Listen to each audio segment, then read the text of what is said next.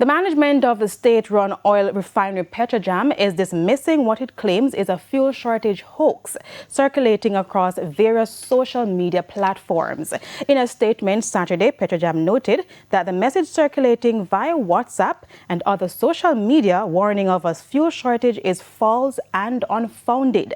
According to Petrojam, the company continues to maintain steady, reliable supply of all fuels to customers and marketing companies from its loading racks in Kingston and Montego Bay.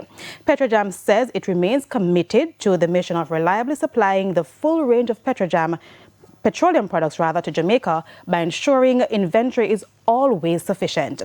Petrojam urged the public and customers to rely on official communications for credible information. In the meantime, more motorists are being encouraged to use 87 octane fuel.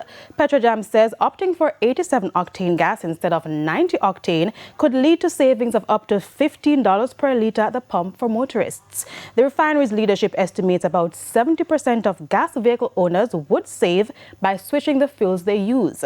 The company added that once a vehicle is designed for 87 octane, using 90 octane usually offers no benefit. The advice comes as motorists struggle to find ways to save money on fuel.